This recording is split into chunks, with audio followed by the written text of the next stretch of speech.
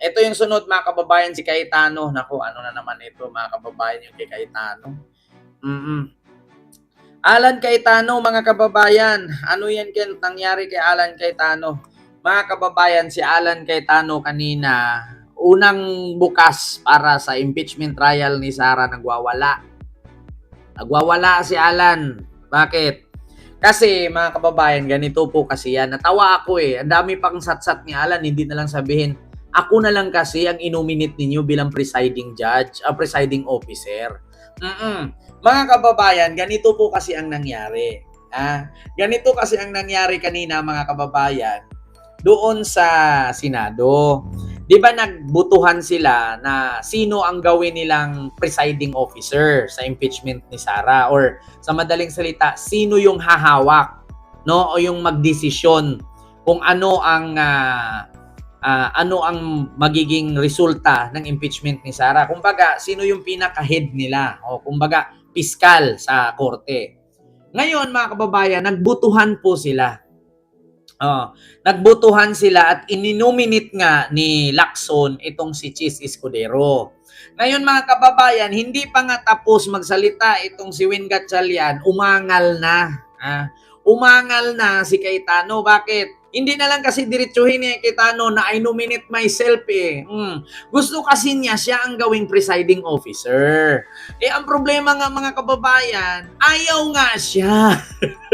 Ayaw nga siyang piliin.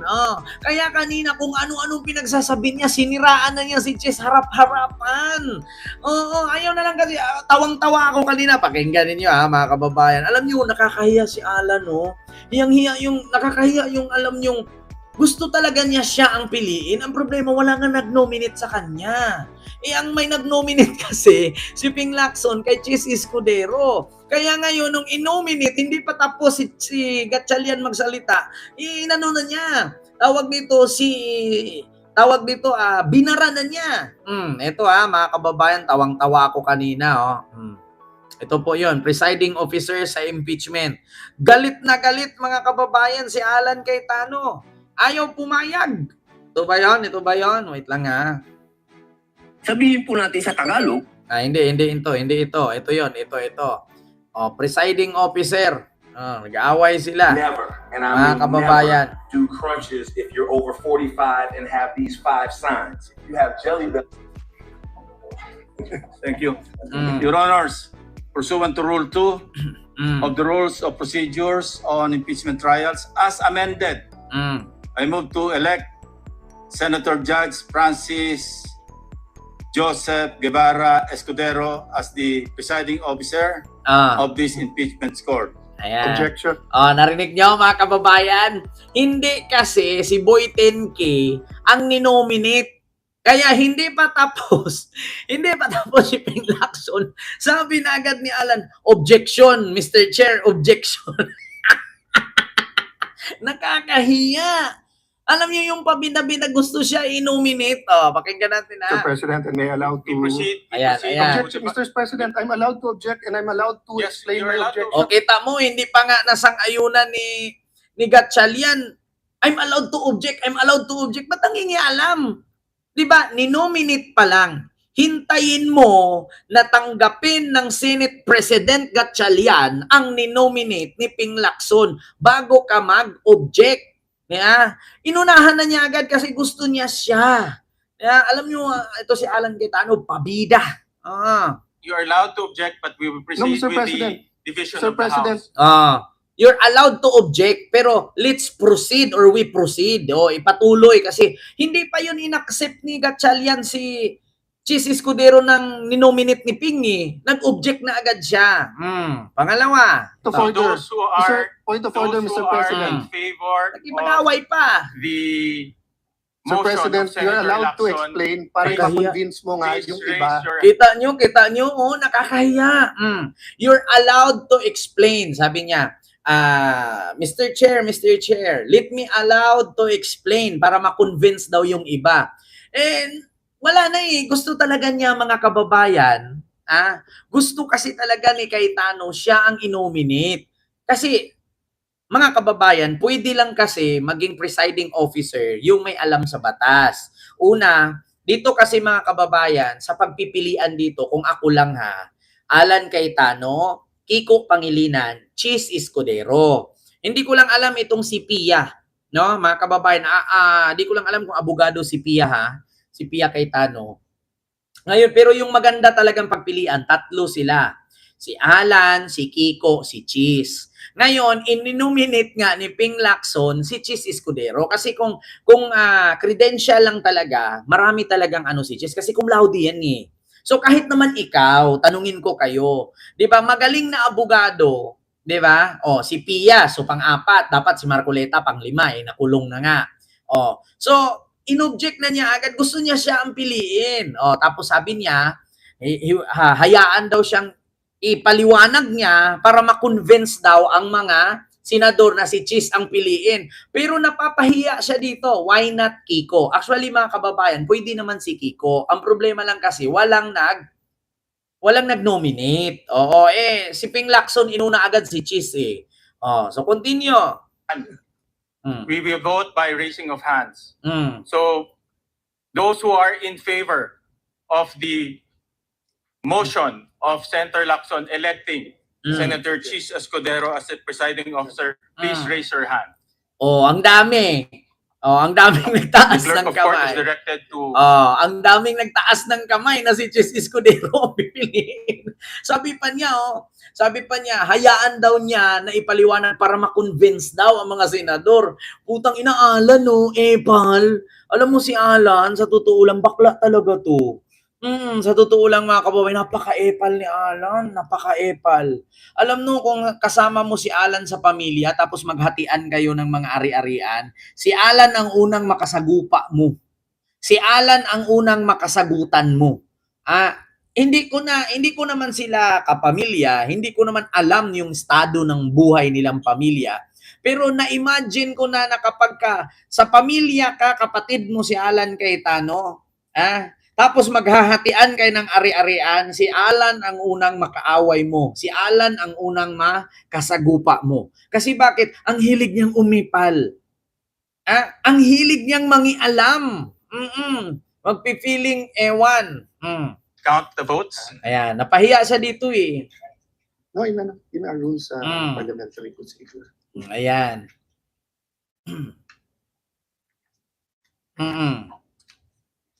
Ayan, ilan ang boto? Oh, marami. Wait lang, binilang pa ng sekretary. Oh, How many? pahiya. How many? Explain my vote, Mr. President. Hold on. Allow the chair to make a ruling. Those who are against to the motion of Senator Lacson electing Senator Cheese Escudero as the presiding officer, please raise your hand. Oh, ilan lang? 2, 3, 4, 5. Oh, 5 lang. 6. Oh, 6 na tao lang. 7. Oh, pang-7.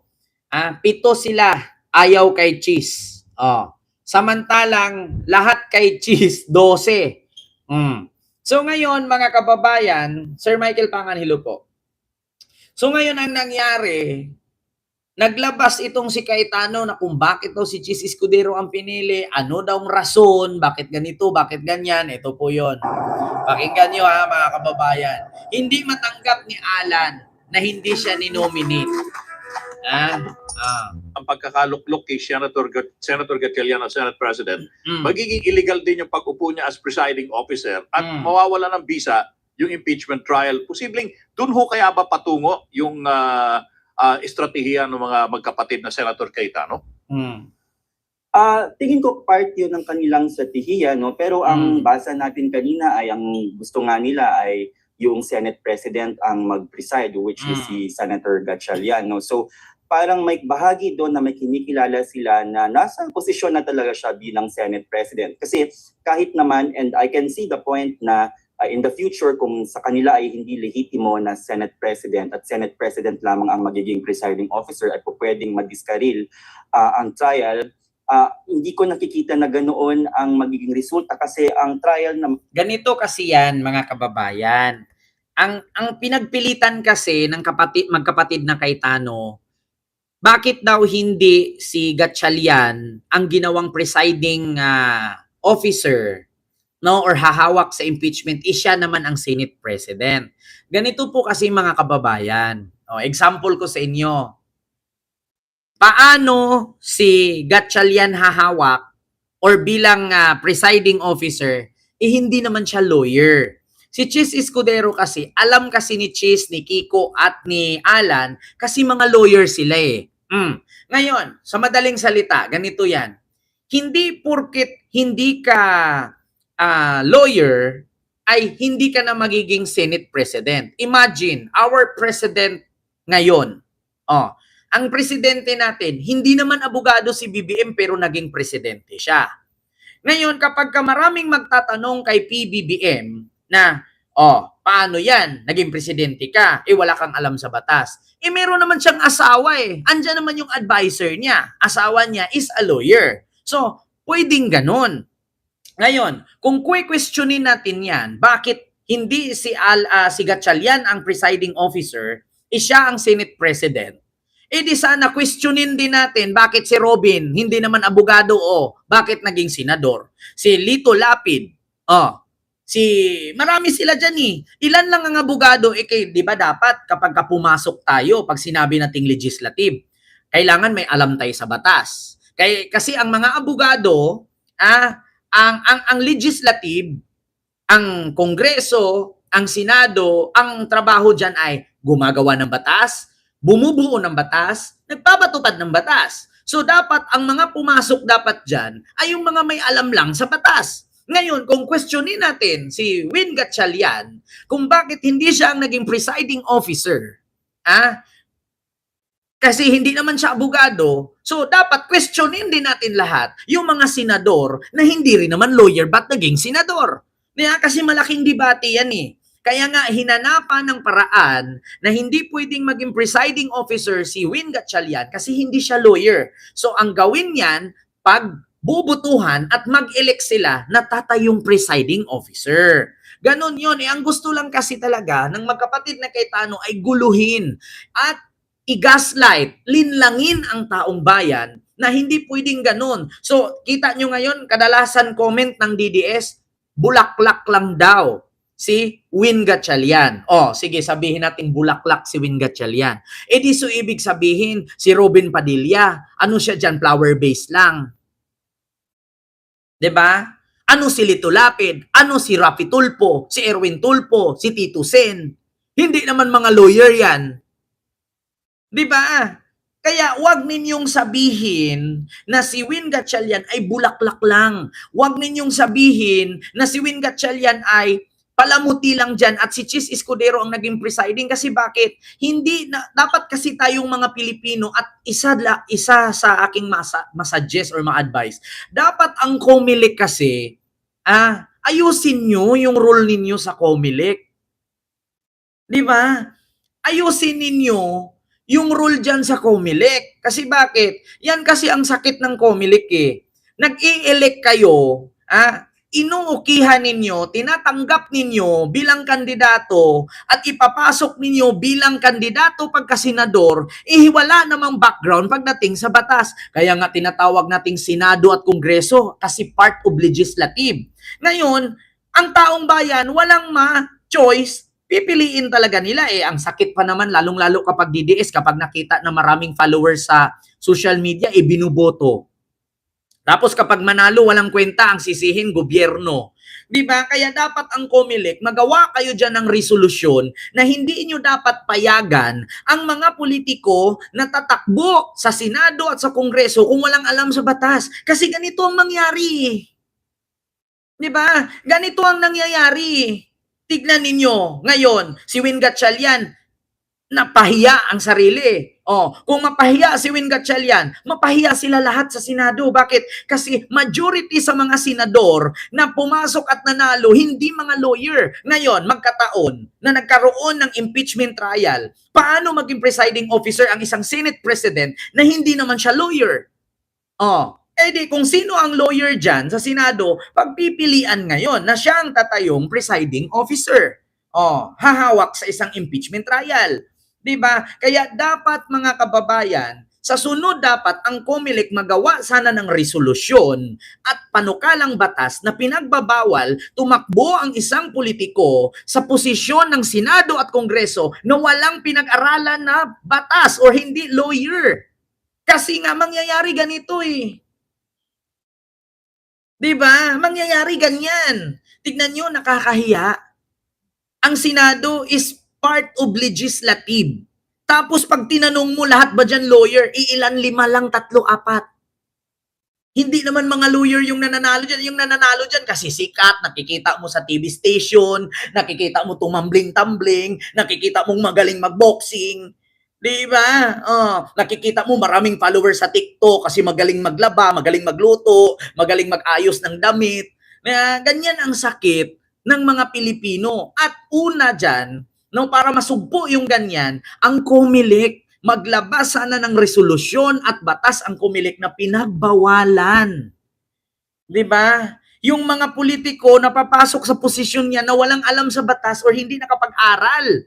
Kasi mahirap eh. Ganyan ang nangyari ngayon edi ngayon, tingnan nyo si Gatchalian, minaliit nila.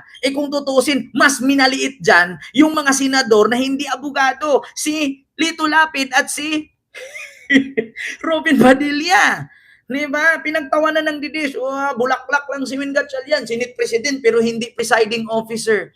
Alam nga naman pagpilitin natin gawing presiding officer si Gatchalian, hindi naman siya lawyer. So anong mangyari sa impeachment trial? Wala siyang alam kung ano ang does and doesn't. Ano yung don't and vision and mission. Kasi hindi siya lawyer eh. Paano niya sagutin kung may sigalot o pasikot-sikot? Hindi naman po pwede na may abogado sa likod ni Gatchalian, taga-dikta. Ba't hindi na lang piliin si Cheese? Or si Kiko or si Alan? Ganun yun, mga kababayan.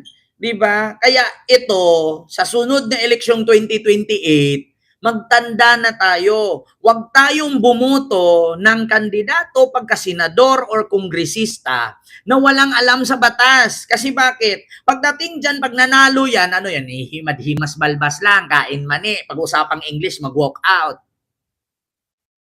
Diba? Ganyan. So ngayon, pagtatawanan nila. Diba? Kasalanan din naman ng COMELEC yan eh. Bakit nila sinang-ayunan at pinayagan, tumakbong senador, yung mga, kasi alam nyo sa totoo lang mga kababayan, ang pagpasok mo sa Senado at sa Kongreso, kaya nga tinatawag na legislative yan eh, legislative. Yeah? Gumagawa ng batas. Gagawa ng batas, magpapatupad ng batas. So paano ka gagawa ng batas, magpapatupad ng batas kung wala kang alam sa batas? Yeah. Ganun yun. Kaya COMELEC, baguhin nyo yan. Diba? At saka pangalawa, iwasan din sana ng COMELEC na porket anak ni Duterte ay pwede na maging presidente, wala namang ginawa. Diba? Iwasan dapat ng COMELEC yan. Halimbawa, anak ka ni Remulla, pwede ka na maging congressman. Bakit? Kasi Remulla apelyido mo. O anak ni Marcos, pwede ka na maging presidente kasi anak ka ni Marcos. Iwasan nyo yung ganyan. Hindi maganda yan. In the end of the day, tao ang nagsasuffer. Tayong Pilipino, maganda leche-leche ang Senado, maganda leche-leche ang Kongreso dahil usaping batas dyan. Legislative nga ni. Tapos papasukan mo ng artista, magaling tumambling, magaling mag-acting. Tapos ending, pag nanalo, himas balbas, kain mani. Pag English usapan, hindi mo nga marinig na magsalita kaya hindi naintindihan. Tapos sasabihin, nag-search naman din ako sa Google. 'Di ba? Pero hindi ko naman sila in-underestimate. Kaso lang, ang nangyari kasi kawawa si Gatchalian eh. Napapahiya yung tao eh. Ang baba kaya ng tingin ng mga DDS kay Gatchalian ngayon, bulaklak lang daw, walang alam sa batas. Kasalanan nyo din naman yan. Bumuto kayo ng hindi naman lawyer. Pinasok nyo sa Senado. Ganun yun. Hay, nako, mga kababayan. Diba? Hay, nakakahiya. Kaya iwasan na. Mga Pilipino, sana nagising na kayo sa mga nanonood sa akin. At sa COMELEC, ako po'y nananawagan, baguhin nyo na po yung rule nyo dyan. Hindi ko rin maintindihan sa COMELEC. Si Marcoleta, absuelto, pero sa Sandigan Bayan, hindi. Ano ba talaga? Oh, sa Comelec, absuelto si Marcoleta, di ba? Sa Sandigan Bayan, nakasuhan ng plunder, oh, di ba? Oh, ano na, Comelec. Oh, kung meron man tayong dapat sisihin dito, yung Comelec. Kaya, pero yun nyo, sa Comelec, lahat, absuelto si Chis Escudero, absuelto si Marcoleta. Tapos pagdating sa Ombudsman Sandigan Bayan, nakasuhan ng plunder. Anyari sa Comelec?